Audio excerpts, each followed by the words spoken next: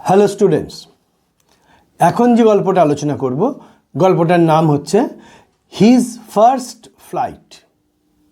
His first flight. Writer হচ্ছেন Liam ও ফ্লেহার্টি। ইনি একজন আয়ারল্যান্ডের মানুষ। তিনি উপন্যাস লিখেছেন। তার বিখ্যাত উপন্যাস হচ্ছে the informer.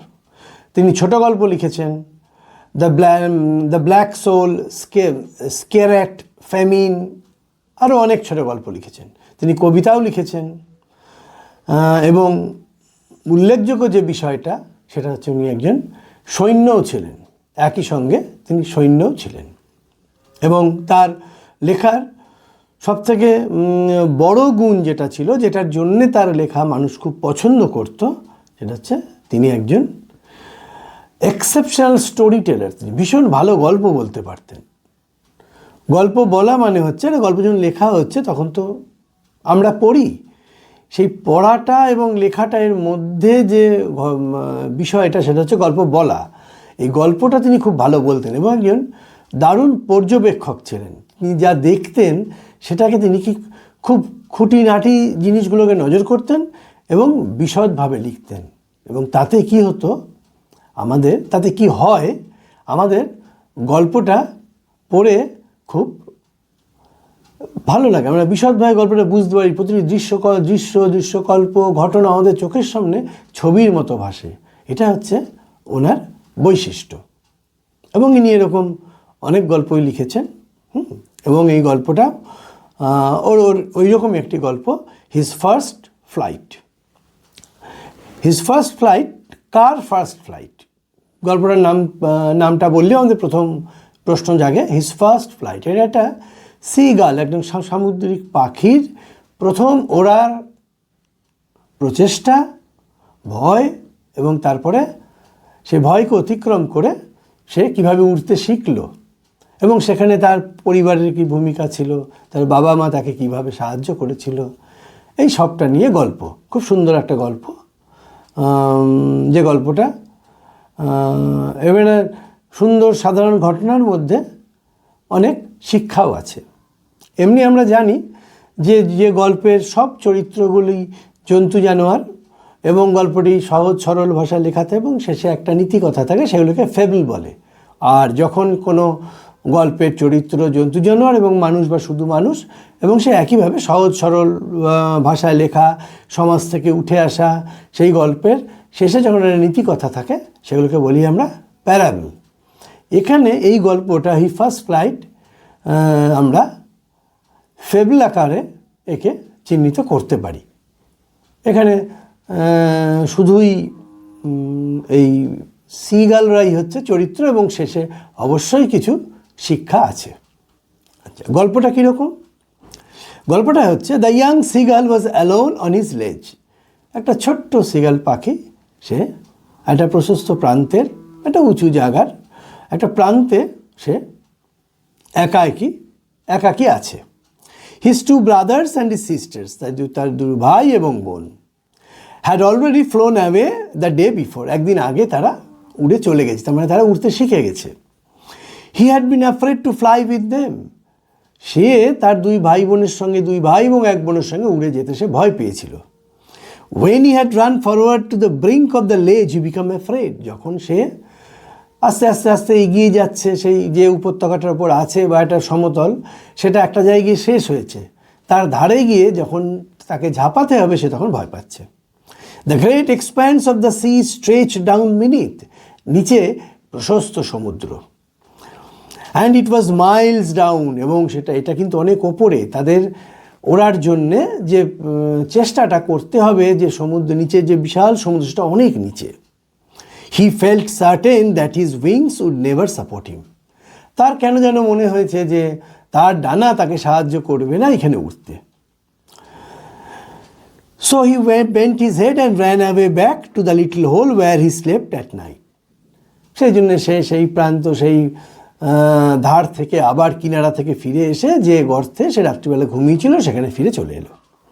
His father and mother had come around calling to him shrilly, তার বাবা এবং মা এই সিগালটিকে চিৎকার করে ডাকছিল, but for the life of him he could not move. কিন্তু সে এত ভয় পেয়েছিল যে তার জীবনের কারণে সে কিন্তু ভয় আর এই গর্ত থেকে বেরোয়নি। দ্যাট ওয়াজ 24 hours ago, 24 ঘন্টা হয়ে গেছে। Since then nobody had come near him, তার কাছে কিন্তু তার বাবা মা, দুই ভাই বোন কেউ আর আসেনি। The day before he had watched his parents flying about with his brothers and sister, আগের দিনে দেখেছে তার বাবা মা, দুই ভাই এবং বোন আকাশে উঠছে।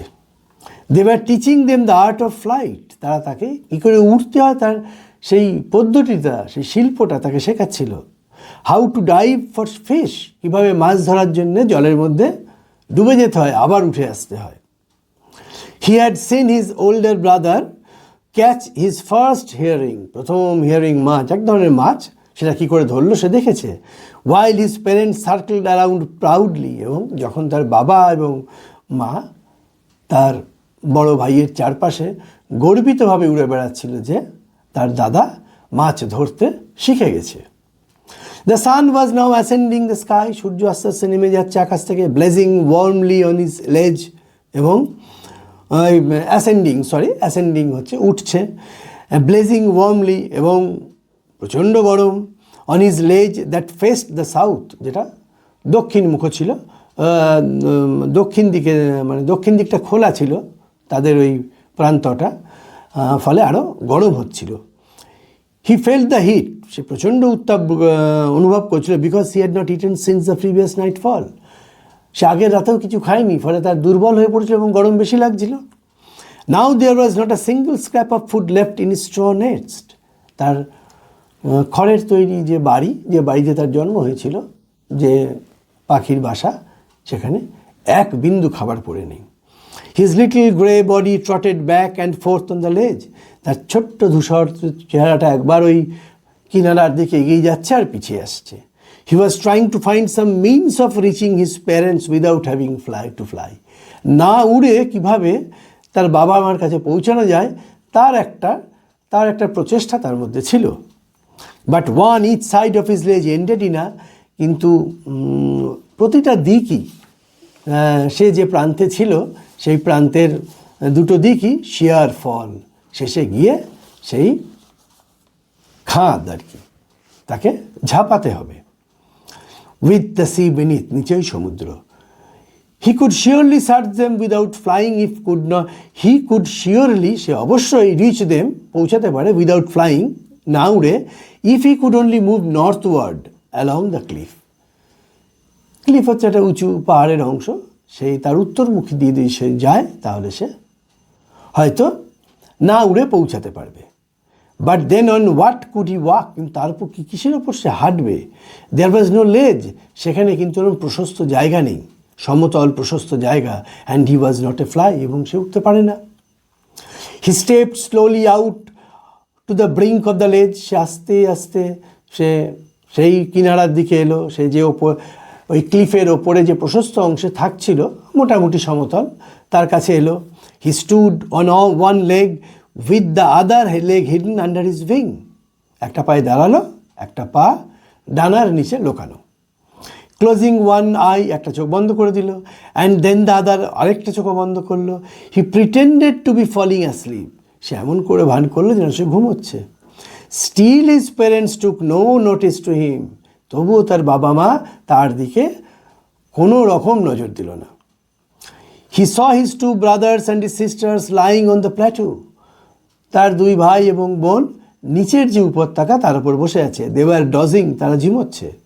With their heads sunk into their wings, তাদের মাথাগুলো তাদের ডানার মধ্যে গুজে দিয়ে। His father was preening his feathers on the white back, তার বাবা তার পিঠের যে সাদা লোম সেইগুলোকে পরিষ্কার করছে, এবার ঠোকরাচ্ছে। Only his mother was looking at him, কেবল তার মা তার দিকে তাকিয়েছিল।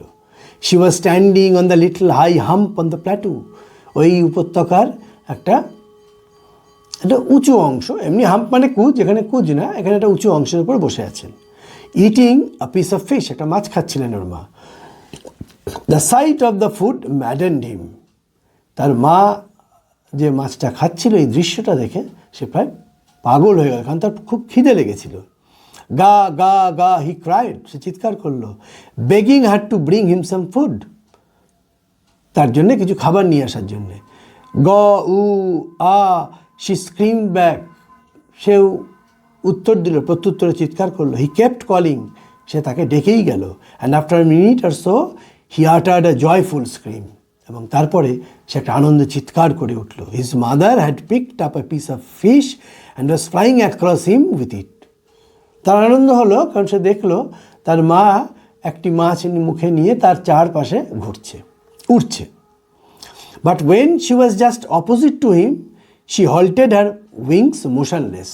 ঠিক তার উল্টো দিকে এসে একই জায়গায় ডানা ঝাপটে সে মুখে মাছটা নিয়ে দাঁড়িয়ে আছে না, মানে ভেসে আছে। The piece of fish in her beak was almost within the reach of his beak, প্রায় তার ঠোঁটের কাছে। He waited a moment in surprise, সে 1 মিনিট বিস্ময়ে অপেক্ষা করলো। Wondering why she did not come nearer, এবং সে অবাক হয়ে যাচ্ছিল যে মা কেন তার কাছে আসছে না মাছটা নিয়ে। অ্যান্ড দেন ম্যাডেন্ড বাই হাঙ্গার, খিদে পাগল হয়ে গিয়ে হি ডাইভড অ্যাট দ্য ফিশ, সে মাছটার দিকে ঝাঁপিয়ে পড়ল। With a loud scream he fail outward and downward in to the space, এবং একটা ভীষণ ভয়ের চিৎকার করতে করতে সে সেই খাদে পড়তে শুরু করলো। সে ভয় চিৎকার করছে আর নিচের দিকে পড়ে যাচ্ছে। দেন টেরার সিজড হিম, ভয় তাকে আক্রান্ত করলো। And his heart stood still, মনে হলো তার হৃদয়ের স্পন্দন থেমে গেছে। But it only lasted a moment, এটা কিন্তু কয়েক মুহূর্তের জন্যে।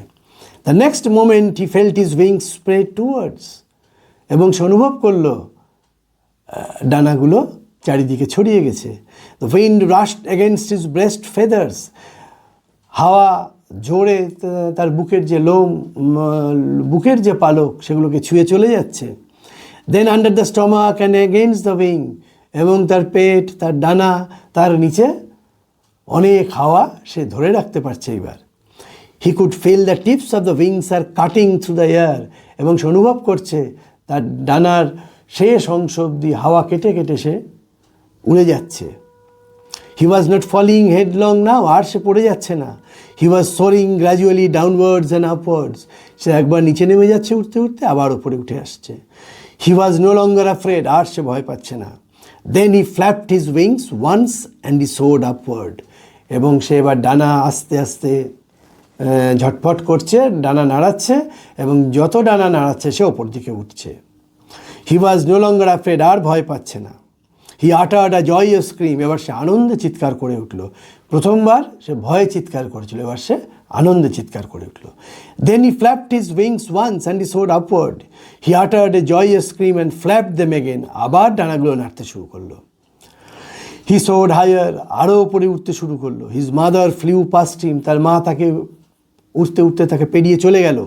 হার wings making a loud noise, তার মায়ের ডানাগুলো খুব জোরে ডানার খুব জোরে আওয়াজ শোনা গেল। He answered her with another scream, সে আবার আরেকটা চিৎকার করে মাকে উত্তর দিল। Then his father flew over him screaming, তার বাবাও চিৎকার করতে করতে, চিৎকার না, যে পাখিদের যে ডাক, সেই ডাক দিতে দিতে তাকে অতিক্রম করে চলে গেল। Then he saw his two brothers and sisters flying around him, এবং তারপর দেখলো তার 2 ভাই এবং বোনও তাকে ঘিরে উঠছে। He saw a vast green sea beneath him, সে দেখলো একটা বিশাল সবুজ সমুদ্র তার নিচে।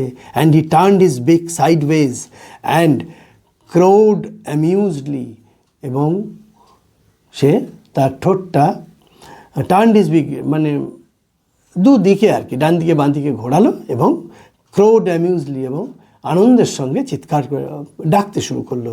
His parents, his brothers and sisters had landed on the green floor in front of him, এবং তোর বাবা মা 2 ভাই এবং বোন গ্রিন ফ্লোর, মানে নিচের যে সবুজ সমুদ্র তার উপরে গিয়ে বসে পড়ল। দে ওয়ার বেকনিং টু হিম, তারা তাকে ইশারা করলো। কলিং শ্রিলি, চিৎকার করছিল। He dropped his legs to stand on the green sea, সে তার পাটা নামিয়ে দিল সেই সমুদ্রের উপরে বসার জন্যে। His feet sank into the sea, তার পা ডুবে গেল সমুদ্রের জলের মধ্যে। And then his belly touched it, এবং তারপর তার পেট সমুদ্রের জলকে স্পর্শ করলো। And he sank no further, সে আর ডুবলো না। He was floating on it, সে ভাসতে শুরু করলো। And around him his family was screaming praising him, এবং তার চারপাশে তার বাবা মা, দুই ভাই এবং বোন, যারা তাকে চিৎকার করে পাখিদের যে ভাষা, সেই ভাষায় তাকে প্রশংসা করছিল, তাকে আনন্দ দিচ্ছিল। He had made his first flight, এইভাবে সে তার প্রথম ওড়ার শিক্ষাটা পেয়েছিল বা উড়তে শিখেছিল। এইটা হচ্ছে গল্পটা। একটা অসাধারণ সুন্দর গল্প, যে সুন্দর গল্প আমাদের সবার জীবনের সঙ্গেই মেলে। এই গল্পটায় আমরা অনেকগুলো জিনিস নজর করার মতো পেলাম। প্রথমে নামটায় যাই, নামটা একদম সঠিক, হিজ ফার্স্ট ফ্লাইট, ওই সিগালটার প্রথম ওড়া, ফলে নামটা একদম সঠিক। এবং এখানে আমরা প্রথমে কি পেলাম, পাখিটা ভয় পাচ্ছিল, ফিয়ার, ভয় পাচ্ছিল উড়তে গেলে সে পড়ে যেতে পারে এবং তার জীবনহানি হতে পারে। এবং তার ফলে কী হয়েছিল, ওটা আইসোলেশন, সে একাকিত্ব বোধ করছিল।